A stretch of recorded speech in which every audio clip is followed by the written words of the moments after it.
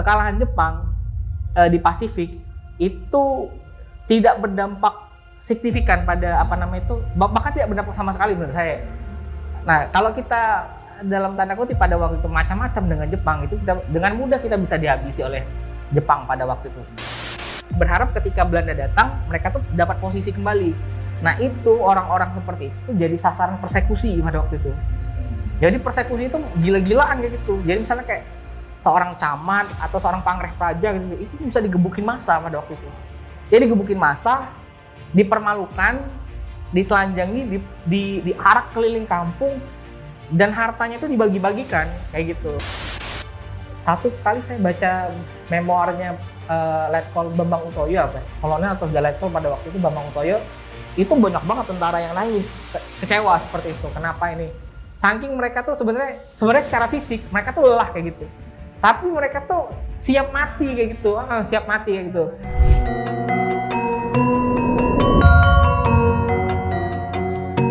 Halo Sobat Happy, kembali lagi di Happy Saka Production with Ngoceh Santai Segera bersama aku, Kiki. Nah, di sebelah aku hari ini ada Kak Nanda Julian. Halo Kak. Halo Kak Kiki. Nah, hari ini kita akan ngobrol sama Kak Nanda tentang kondisi kemerdekaan Indonesia di Palembang. Oke. Jadi Kak, mungkin kita bisa mulai dari kondisi Palembang saat kemerdekaan pertama kali dikumandangkan ya. Oke. Iya. Jadi sebenarnya Palembang itu sama kayak daerah-daerah lainnya yang pada waktu itu dikooptasi oleh Jepang ketika itu. Cuma mungkin kalau kita bicara pergerakan politiknya itu lebih banyak pergerakan politiknya itu ada di Jawa, terutama di sekitar Jakarta. Ketika rapat-rapat BPUPK itu semuanya ada di Jakarta seperti itu. Tapi wakil-wakil dari berbagai daerah, salah satunya di Sumatera juga ada pada waktu itu, juga ada di BPUPKI seperti itu. Kalau kita bicara tentang kondisi Palembang ya, menjelang kemerdekaan itu juga sepertinya kalau kita lihat dalam konteks pusat seperti itu ya, ada kayak semacam pemuda-pemuda yang bergerak di bawah tanah untuk mencari informasi tentang situasi perang Pasifik ketika itu. Di Palembang tuh juga ada gitu, terutama beberapa pemuda yang bekerja di saya lupa kantor beritanya, apakah itu bagian dari Domei atau apa seperti itu, atau bagian tertentu dalam jawatan informasi Jepang seperti itu. Tapi salah satu pemuda yang saya ingat namanya itu adalah Mailan seperti itu. Nanti pada akhirnya dia juga jadi salah satu orang yang pertama kali mengetahui berita kekalahan Jepang di kancah perang Pasifik, sama salah satu orang pertama yang mendapatkan informasi tentang kemerdekaan Indonesia seperti itu. Iya, karena waktu itu kita tuh jauh ya sama Batavia. Betul. Ya, Kak, ya, Betul. Pusat dari dari pusat Jepang invasi Indonesia ya. Jadi kita itu banyak mencari-cari berita juga yang sebenarnya udah kedengar ya mungkin sama pemuda-pemudi di sini pada saat itu ya. Ya, jadi kalau kita bandingkan sama sekarang kan, sebuah event besar atau peristiwa besar itu kan dengan mudahnya bisa viral kayak gitu. Betul. Karena mudahnya dalam konteks jaringan komunikasi ini sangat mudah untuk mencari informasi bahkan di belahan bumi yang lain seperti itu. Sedangkan dengan jarak Palembang Jakarta pada waktu itu udah dianggap cukup jauh seperti itu, sehingga sekarang naik pesawat cuma 50 menit ya. Iya, lebih inilah, kalau orang jemput kan lebih cepat sampai ke Jakarta daripada orang yang nganter dari bandara ke rumah masing-masing gitu ini ya. Sedangkan pada saat itu butuh apa? Tidak banyak orang yang punya telepon pada waktu itu. Telepon sudah ada tapi tidak banyak orang punya telepon. Kemudian berbagai macam moda komunikasi, telegram dan sebagainya itu benar-benar sangat diawasi oleh Jepang kayak gitu. Perlu diketahui seperti ini ya. Kekalahan Jepang di Pasifik itu tidak jadi indikasi Jepang itu punya kekuatan kekuatan militer Jepang itu melemah di Indonesia pada waktu itu. Jadi berbagai macam, kalau saya artikan move politiknya tokoh-tokoh politik kita pada waktu itu, mereka tuh memang benar-benar sangat berhati-hati dalam mengambil langkah-langkah politik baik di pusat maupun di daerah. Karena tadi kekalahan Jepang di Pasifik itu tidak berdampak signifikan pada apa namanya itu, bahkan tidak berdampak sama sekali menurut saya. Nah, kalau kita dalam tanda kutip pada waktu itu macam-macam dengan Jepang, itu kita dengan mudah kita bisa dihabisi oleh Jepang pada waktu itu. Cuma seperti ini mentalnya orang Jepang ketika itu turun kayak gitu, karena memang mereka dengan semangat Nippon dan sebagainya itu mereka sangat patuh pada ini pimpinan mereka gitu. Saya kira seperti itu sih ini. Wow, dan ini tuh bukan salah satu ya, sebagai anak yang besar di Palembang, sekolah di Palembang dari SD sampai SMA, saya nggak sering dengar cerita ya. Yang sering diceritakan dalam buku sejarah kayaknya banyak POV gitu ya, kalau anak saya kan intinya POV dari Jawa ya. Jadi cerita-cerita gitu. Iya, kebanyakan dari itu. Dari Jawa. Oke. Nah, kalau respon Kota Palembang sendiri ya Kak, pejuang-pejuang di Palembang terhadap kemerdekaan Indonesia itu gimana Kak? Ini menurut saya itu satu tema yang menarik untuk dibahas seperti itu ya. Ketika Jakarta memproklamasikan kemerdekaan ya, Soekarno-Hatta memproklamasikan kemerdekaan Indonesia seperti itu. Ini yang jadi permasalahan adalah terkait dengan wilayah Indonesia. Satu kali dalam dalam sebuah perkuliahan ketika saya mengajar ya, di sidang BPUPKI itu kebanyakan dari kita hanya mengetahui bahwa sidang BPUPKI cuma bicara tentang perumusan dasar negara sama perumusan undang-undang dasar seperti itu. Padahal rangkaian sidang itu kan berbulan-bulan kayak itu. Ada banyak hal-hal yang dibicarakan. Salah satunya adalah wilayah. Jadi ketika Indonesia ini akan merdeka, siapa yang jadi ini? Wilayah Indonesia itu wilayah seperti apa gitu? Jangan-jangan ketika Indonesia merdeka itu wilayah-wilayah tertentu tuh nggak mau ikut, termasuk dalam kaitan ini Palembang kayak gitu. Nah, cuma seperti ini kita patut mengapresiasikan tokoh-tokoh politik kita pada waktu itu yang punya komitmen dengan terutama dengan Bung Karno dan Bung Hatta pada waktu itu. Pada waktu itu kan salah satu tokoh sentral dalam dunia politik daerah lokal di Palembang ketika itu adalah Dr. Akagani. Nah, beliau punya afiliasi dengan PNI seperti itu, sehingga ketika beliau mendapatkan informasi tentang proklamasi kemerdekaan, seketika itu beliau juga mengumpulkan tokoh-tokoh elit politik lokal dan terutama pemuda pada waktu itu ya. Kita nggak bisa melepaskan peran pemuda di situ untuk berembuk kayak gitu. Dan semua itu pada waktu itu sepakat bahwa ada yang tidak sepakat, tapi juga kebanyakan memang sepakat untuk ikut serta dalam kerangka NKRI pada waktu itu. Nah, berita proklamasi sendiri di Palembang ya, setahu saya, seingat saya beberapa tahun yang lalu saya pernah nulis buku tentang pertempuran 5 hari 5 malam kayak gitu ya. Tapi pada dasarnya itu bicara dalam konteks revolusi kayak gitu. Itu didapatkan itu nggak terlalu lama tenggatnya kayak gitu. Kita merdeka tanggal 17 Agustus, berita itu sampai ke Palembang tanggal 18, keesokan harinya kayak gitu. Salah satu medianya itu kalau nggak salah telepon itu ada kayak gitu, sama ada pedagang yang kembali dari Jakarta kembali ke Palembang dan itu membawa berita proklamasi tersebut kayak gitu. Jadi peran pedagang itu memang besar banget ya Pak. Kalau kita kembali lagi ke cerita-cerita zaman Sriwijaya ya, pedagang-pedagang itulah yang membangun kayaknya, yang membangun daerah Palembang. Iya, orang kadang agak miss dengan peran masyarakat Palembang ya. Terutama kota Palembang ya. Kota Palembang kota dagang, sehingga jiwa dagang masyarakatnya itu sudah muncul sejak dulu kayak gitu. Dan jaringan-jaringan dagang itulah yang membuat orang-orang Palembang itu punya hubungan dengan berbagai macam daerah gitu. Bukan saja sekarang gitu ya, tapi sejak dulu. Terutama kalau misalnya kita bicara tentang jaringan pedagang-pedagang Tionghoa gitu dengan Singapura dan Batavia itu sangat kuat sekali gitu. Oke. Nah, Ananda, tadi kakak nyebutin salah satu tokoh besar yaitu Dr. Akagani, ya kan? Kalau selain Dr. Akagani, siapa lagi ya Kak tokoh-tokoh yang jajaran-jajaran beliau lah ya yang benar-benar yang berjasa bagi kemerdekaan Indonesia di Palembang kayak gitu ya. Jadi ya seperti yang saya bilang tadi, ya mustahil. Mustahil kalau semua peran elit politik lokal di Palembang itu cuma disematkan pada Bapak Akagani gitu ya.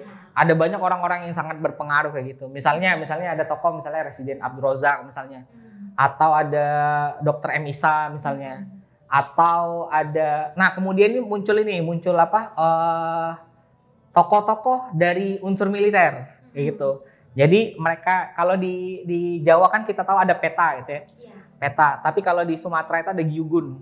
Orang-orang ex Gyugun ini setelah Jepang kalah dan setelah Indonesia merdeka itu bubar kayak gitu. Tapi bubarnya mereka kemudian mereka mengkonsolidasi kekuatan, terutama ke Palembang ya, datang ke Palembang. Saya lupa BPKR atau apa, jadinya untuk ikut melebur dalam dalam euforia kemerdekaan pada waktu itu, membantu menyokong elit politik pada waktu itu. Yang waktu itu nama sentralnya itu adalah di Akagani gitu. Tapi tadi seperti saya bilang ya, mengkultuskan orang dalam satu event besar itu ya mustahil. Kita bicara tentang konteks proklamasi kemerdekaan tuh kita nggak bisa cuma bicara ini karena Soekarno dan Hatta. Oh tidak, ada banyak orang di belakang mereka gitu. Hanya ya, betul. Tapi secara simbolisasi mereka memang yang paling depan dalam proses tersebut ya gitu. Oke. Nah, berarti kira-kira keadaan pada waktu itu gimana sih Kak? Apa chaos atau gimana? Oke. Apakah terjadi konflik gitu kan? Ini menarik bicara ini. Seperti yang saya bilang tadi ya, pasca kemerdekaan itu sebenarnya itu ada hal-hal yang kadang miss dalam sejarah Indonesia gitu. Kita bicara tentang nasionalisme dan sebagainya. Karena di beberapa daerah itu ada konflik-konflik saya nggak bicara antar etnis ya. Kadang-kadang konflik itu terjadi antar warga itu sendiri gitu. Konflik sosial lah. Betul. Misalnya kayak di Jawa gitu ya. Ada peristiwa terkenal namanya itu peristiwa Revolusi 3 daerah. Brebes, Pemalang, saya lupa Tegal atau Pekalongan kayak gitu ya. Tapi itu daerah yang berdekatan kayak gitu. Jadi itu ada konflik antar masyarakat yang benar-benar menggila itu. Karena masyarakat tuh itu kalau saya artikan kayak dari bukunya Revolusi 3 daerah itu yang nulisnya itu Anton Lukas namanya, sejarawan Anton Lukas. Seperti itu dia bilang bahwa ini seperti kayak akumulasi dendam dari masyarakat yang terjajah seperti itu. Jadi kan kita tuh ngelihat zaman-zaman dulu beberapa orang itu tuh hidup enak di masa Jepang, di masa Belanda kayak gitu. Nah kemudian di masa Indonesia, ketika Indonesia merdeka, banyak tokoh-tokoh tersebut dalam tanda kutip itu tidak pro pada Republik Indonesia, malah berharap ketika Belanda datang mereka tuh dapat posisi kembali. Nah itu orang-orang seperti itu jadi sasaran persekusi pada waktu itu. Jadi persekusi itu gila-gilaan kayak gitu. Jadi misalnya kayak seorang camat atau seorang panggreh praja gitu, itu bisa digebukin massa pada waktu itu. Dia digebukin massa, dipermalukan, ditelanjangi, diarak keliling kampung, dan hartanya itu dibagi-bagikan kayak gitu. Jadi misalnya menariknya itu misalnya kayak ada satu camat saya lupa di Pekalongan atau di ini ya. Dia waktu itu kan ada krisis apa namanya itu baju apa sandang ya. Krisis pakaian seperti itu, kain, karena masa Jepang kita tahu pakai karung goni dan sebagainya kayak gitu. Nah, ketika rakyat susah, itu si camat itu malah nyimpen kain tuh panjang sekali pokoknya. Apa namanya itu dalam jumlah yang sangat banyak kayak gitu, kain itu kayak itu. Sehingga orang tuh marah ketika jarah rumah dia justru ketemu barang yang sangat langka pada waktu itu, akhirnya dibagi-bagikan. Dan lucunya dibagi-bagikan itu dengan rata gitu. Satu orang tuh dapat seukuran sapu tangan lah kayak gitu. Asalkan semuanya dapat seperti itu. Nah, itu yang jadi sasaran kemarahan orang. Menariknya, seperti hal-hal seperti itu tuh tidak terjadi di Palembang kayak gitu. Saya tuh pernah baca ya, ada satu peneliti sejarah lokal di Palembang pernah bilang bahwa pada dasarnya di Palembang juga ada tokoh-tokoh seperti itu kayak gitu, yang merindukan kembali masa-masa ketika ketika dijajah Belanda kayak gitu. Kan mereka hidup enak kayak gitu ya. Simbolisasinya dengan apa? Simbolisasinya itu misalnya dengan ketika Nika datang, Belanda datang, itu di rumahnya itu dipasang lagi bendera merah, putih, biru kayak gitu. Atau ada foto ratu pada waktu itu ya. Wilhelmina apa ratu apalah pokoknya, Ratu Wilhelmina mungkin ya. Apa namanya itu ratu raja Belanda lah seperti itu. Atau simbol-simbol Belanda kayak gitu. Demi menarik simpati tadi kan. Nah, tapi itu sudah kayak ada semacam intimidasi dari para pemuda pada waktu itu. Salah satunya pimpinan Mailan juga gitu. untuk melakukan itu. Tapi tidak sampai seperti yang terjadi di daerah yang tadi, Pekalongan, Brebes, Tegal tadi kayak gitu. Jadi hanya sekedar intimidasi dan itu dituruti memang. Jadi nggak ada chaos yang sangat-sangat besar. Terutama sebelum ini ya, pertempuran 5 hari 5 malam seperti itu. Oke, nah kalau tadi itu konflik sosial antar warga ya, gimana dengan konflik sosial dengan sekutu atau Belanda pada saat itu? Nah ini saya kira kita butuh waktu yang lebih besar membincangkan ini, sebuah tema besar yang harus dan ini cenderung lebih harus ada penjelasan yang lebih detail. Tapi saya coba bicara. Siap di episode ini ya. Oke, kayak gitu. Jadi emang kalau konflik-konfliknya tuh ada ya, apalagi dengan sekutu gitu. Jadi kan sekutu itu datang sebelum Belanda datang gitu. Jadi sekutu itu tugasnya itu kan memang jadi tentara yang menerima penyerahan Jepang gitu. Ya, jadi kalau kita bicara tugas sekutu dulu ya, ketika datang ke Indonesia, kemudian salah satu kota yang datangi kemudian Palembang, itu tugasnya itu pertama itu membebaskan tawanan-tawanan Jepang dulu. Jadi Jepang dulu kan semua yang punya unsur Eropa lah pada waktu itu ya, tentara Belanda, tentara British yang sempat mereka tangkap, itu semuanya ditawan, dimasukkan ke kamp-kamp militer, kamp-kamp konsentrasi Jepang seperti itu. Nah ketika sekutu datang itu dibebaskan, kemudian semua tentara-tentara Jepang itu semuanya dikumpulkan. Di banyak daerah itu juga dilakukan, di Palembang juga dilakukan. Kemudian sekutu kemudian melakukan proses pemindahan nantinya. Nanti mereka itu akan dikembalikan semuanya ke Jepang seperti itu. Nah dalam proses transisi itu juga banyak sekali konflik-konfliknya. Kalau di Palembang, bukan cuma di Palembang, di beberapa daerah juga penyebab konfliknya juga sama. Itu persoalan senjata gitu. Jadi tadi kan seperti yang saya bilang sebelumnya, sebenarnya pada dasarnya Jepang itu tidak punya kekalahan mereka di perang Pasifik itu tidak mengurangi kekuatan militer mereka di Indonesia, tapi moral mereka itu sudah turun ketika itu. Nah, pemuda-pemuda kita itu heroik sekali ya, terutama mereka yang sempat mengenyam pendidikan militer di Yugun ataupun di organisasi-organisasi semi militer Jepang lainnya itu nyalinya tuh gede banget kayak gitu. Mereka ambil senjata-senjata tersebut, dan Jepang tuh kadang-kadang memberikannya itu perlawanan ada, tapi ada juga yang tanpa perlawanan. Tapi emang beda menghadapi Jepang setelah kekalahan mereka di perang Pasifik itu memang beda. Kita jangan macam-macam kita ngelawan Jepang tahun 42, 43 selesai kita. Jadi kalau kata anak sekarang tuh kena mental. Iya, kena mental. Jadi kena mental.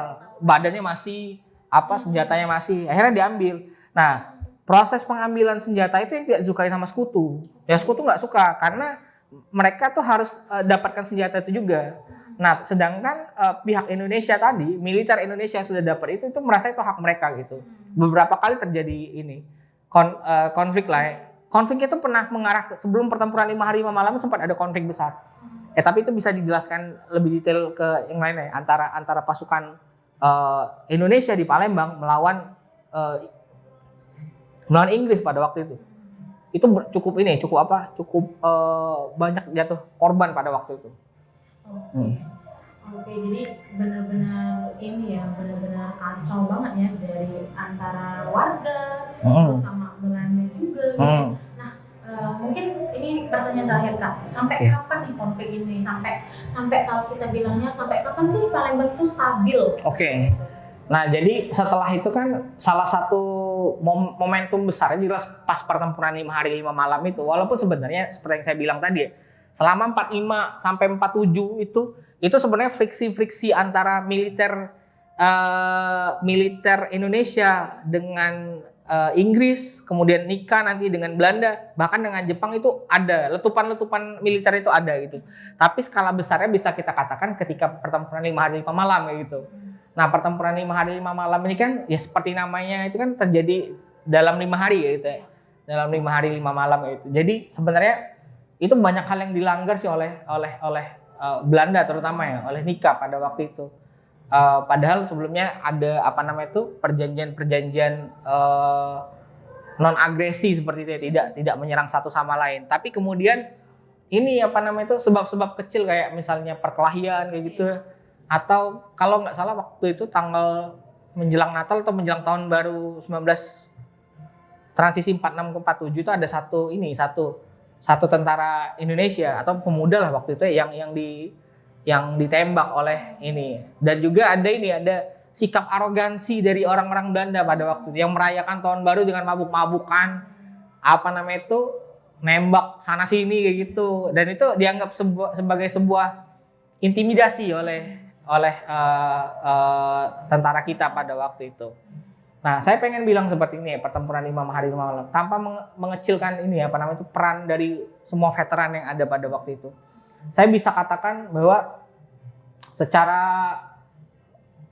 kalau misalnya kita bicara alutsista misalnya persenjataan pada waktu itu ya memang kalah jauh seperti itu ya. Tapi tadi tanpa mengurangi peran mereka tuh memang punya semangat juang yang sangat besar kayak gitu. Jadi ini yang patut ditiru sama masyarakat pemuda lah sama sekarang ya. Mereka tuh merasa nyawa mereka tuh nyawa mereka tuh bisa dikorbankan asal Indonesia tetap ada gitu. Jadi misalnya pada waktu misalnya disuruh berani nggak misalnya serang gudang senjata itu, yang diserang tuh gudang senjata oleh satu orang kayak gitu. Dan itu sebenarnya kalau kita lihat kan itu kan suicide mission ya, misi bunuh diri itu sebenarnya. Tapi tuh itu relawan itu akan banyak sebenarnya, mau berlomba-lomba lah gitu ya. Karena pada waktu itu juga ada ada misalnya kalau kita afiliasi di organisasi agama kayak NU kan sudah ada resolusi jihad kayak gitu. Ketika kita berperang melawan penjajah gitu untuk menegakkan NKRI pada waktu itu dianggap sebagai jihad oleh Hadratus Syekh NU pada waktu itu ya. Nah, jadi itu emang konteksnya itu emang perang besar kayak gitu. Tapi menariknya itu emang dalam 5 hari itu 1-2 hari itu emang tentara Indonesia itu sempat melakukan offense terus, tapi kemudian bisa diputar balik lah sama Belanda ketika itu. Nah, ketika hari kelima, ketika logistik sudah menurun, kemudian datang para elit-elit politik lah gitu, yang mencari solusi diplomatis seperti itu. Misalnya kayak Akagani, ketika 47 itu kan awal-awal akhir 46-47, Akagani kan tidak ada di Palembang. Ketika pertempuran itu beliau sudah jadi menteri gitu. Tapi ketika itu tanggal 7 atau tanggal 8 dia kembali ke Palembang. Kemudian ada resolusi terkait penghentian pertempuran itu.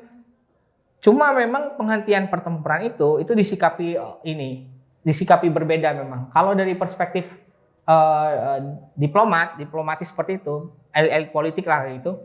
Mereka merasa ini adalah jalan terbaik agar tentara kita itu tetap ada kayak gitu dan tidak ada lagi korban dan juga kerusakan yang diakibatkan oleh perang kayak gitu. Ketika perang itu kan Pasar 16 dibom, pemukiman dibom. Belanda itu berperang itu tuh tanpa mematuhi aturan perang kayak gitu. Jadi misalnya kayak daerah-daerah tertentu tuh nggak boleh dibombardir gitu, tapi yang dibombardir itu adalah pemukiman misalnya. Karena mereka merasa kalau alasannya orang-orang Belanda pada waktu itu ya, dari pemukiman itu muncul tembakan. Tapi dari satu tembakan itu dibombardir dengan pesawat-pesawat mereka gitu. Itu yang munculkan banyak orang-orang Tionghoa itu banyak banget jadi korban. Sipil tidak bersalah ya. Betul, banyak sekali itu. Nah, tapi bagi tentara gencatan senjata ini dianggap sebagai sebuah saya nggak bilang ini bentuk pengkhianatan, tapi mereka tuh merasa kecewa gitu. Mereka tuh merasa sanggup kayak gitu. Padahal realitanya di lapangan itu pertempuran yang mengalahkan sebenarnya. Kayak gitu. Makanya salah satu keputusan dari gencatan senjata itu adalah militer Palembang itu harus mundur 30 kiloan kayak gitu. 30 atau 40 kilo dari kota Palembang. Dan itu mundurnya tentara-tentara itu dari kota Palembang itu kan naik kereta ya dari Kertapati sampai ke kalau nggak salah ke Payakabung, daerah Indralaya ya, dekat-dekat Gelumbang gitu ya. Itu disikap. Satu kali saya baca memoirnya Letkol Bambang Utoyo kolonel atau Letkol pada waktu itu Bambang Utoyo, itu banyak banget tentara yang nangis, kecewa seperti itu. Kenapa ini? Saking mereka tuh sebenarnya secara fisik mereka tuh lelah kayak gitu. Tapi mereka tuh siap mati kayak gitu. Nah, tapi mungkin pikiran para elit politik kita kan kita berpikir logistik, berpikir statistik seperti itu ya. Kalau ini semakin berkurang, itu akan punya dampak jelek kayak gitu. Nah setelahnya memang ada banyak ini sih, kayak agresi militer pertama, kedua itu ada kayak gitu. Tapi setelah itu relatif agak stabil lah gitu. Friksi-friksi kecil ada banyak di luar Palembang terutama. Jadi akhir-akhir tahun 40-an itu menuju awal 50-an lah ya. Sudah mulai. Itu belum bisa kita stabil banget ya. Sudah mulai. Pertempuran kecil itu masih banyak terjadi, tapi tidak di Palembang. Di luar, di Muara Enim, di arah Linggau seperti itu. Banyak itu. Oke, kalau nggak salah ini dituliskan dalam buku Kak Nanda. Iya, betul. Buku keberapa ini, Kak? Ini buku 3. Buku 3 saya ini. Nah, sebenarnya buku ini nggak berbicara tentang pertempuran Palembang secara eksklusif ya. Saya perlu meluruskan ini. Jadi sebenarnya dia bicara dalam konteks revolusi, apa yang terjadi di Palembang tahun 45 sampai 47 kayak gitu. Tapi penerbit ini mencari judulnya yang lebih menjual lah ya. Lebih kayak gitu, pertempuran Palembang kayak gitu. Walaupun pertempuran Palembang juga dibahas, tapi sebenarnya secara umum saya tidak hanya bahas pertempuran Palembang di sini. Saya bahas kondisi Palembang ketika masa revolusi itu tahun 45-47 tadi, misalnya bagaimana respon elit politik lokal ketika menerima berita kemerdekaan, apa yang harus dibuat kayak gitu. Karena tadi nggak semua orang tuh mendukung bentuk ini, orang tuh banyak skeptis pada waktu itu. Justru orang tuh pengen sesuatu yang pasti-pasti aja gitu. Wah, zaman Belanda saya jadi pangreh praja nih, jadi pegawai gitu. Ketika Belanda pulang, saya bisa kembali kayak gitu. Gitu. Dulu tuh banyak orang yang bermuka 2, bahkan muka itu lebih gitu. Ketika masa Belanda, dia pro Belanda. Ketika masa Jepang, dia pro Jepang. Padahal semua orang yang pro Belanda ketika masa Jepang tuh dihabisi. Tapi ketika Indonesia merdeka, dia pro Belanda lagi gitu. Seperti itu. Kalau saya boleh bilang tuh itu sifat dasarnya manusia ya. Mau menyelamatkan diri sendiri, egoisme. Iya, kayak gitu. Saya, keluarga saya tuh selamat. Ya, itu dampak jelek perang banget ya. Iya, itu dampak kolonialisme lah kayak gitu. Jadi memang ada orang-orang yang diuntungkan, sebagian orang diuntungkan, tapi sebagian besar orang itu sangat dirugikan, terutama rakyat biasa seperti itu. Wah, seru banget sih Kak Nanda obrolannya, tapi sayang sekali Sobat Happy udah lama banget kita ngobrol sama Kak Nanda ya. Kalau kata anak zaman sekarang time flies banget. Mungkin kita akan undang Kak Nanda lagi ya. Sanggup ya Kak sama Sanggup, siap Kak. Walaupun saya tinggal di Semarang ini, saya benar-benar nggak bisa meninggalkan Palembang gitu dalam kajian-kajian sejarah seperti itu. Minum banyu sini musi ya? Iya, bukan minum lagi. Tenggelam pernah waktu kecil pernah tenggelam. Nah, ini akan kita bahas ini Sobat Happy ya. Oke, jadi Sobat Happy itulah episode pertama kita ngoceh santai sejarah dengan Happy Saka Production. Nanti kita akan undang lagi bintang tamu, narasumber yang kece-kece yang akan membahas sejarah dengan santai tapi akan memberi kita pengetahuan dan informasi yang lebih. Jadi sampai sini dulu episode pertama kita. See you again Sobat Happy. Bye. Terima kasih.